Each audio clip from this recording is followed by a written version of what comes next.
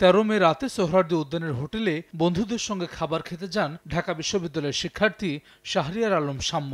ফেরার পথে খুন হন ছাত্রদলের এই নেতা।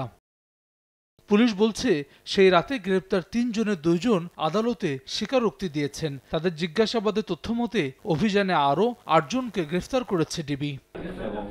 মঙ্গলবার এ বিষয়ে সংবাদ সম্মেলন করে ডিএমপি। লিখিত বক্তব্যে কমিশনার জানান, রহস্য উদ্ঘাটনে শুরু থেকেই কাজ করছে পুলিশ।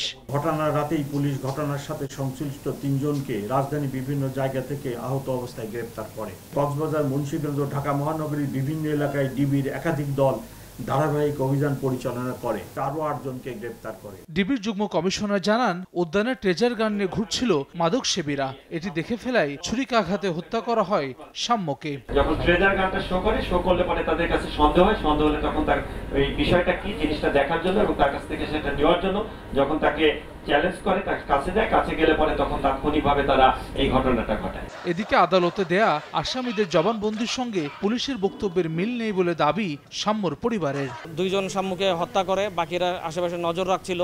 তো তার মানে এগুলো একটা প্রি প্ল্যান্ড ওয়ে আর কি। যদি কোনো মাদক কারবারিকে আমার ভাই চিনে ফেলে, তাকে যদি একটা চড়থাপ্পড় দেয়, তো 2 জন মারামারি করবে, আরো 10 জন এখানে এসে যুক্ত হয় না আর কি মাদক কারবারিটা কখনো। সাম্য হত্যার ঘটনায় প্রতিবেদন জমা দিয়েছে ঢাকা বিশ্ববিদ্যালয়ের তদন্ত কমিটিও। হাসান ওয়ালি, সময় সংবাদ, ঢাকা।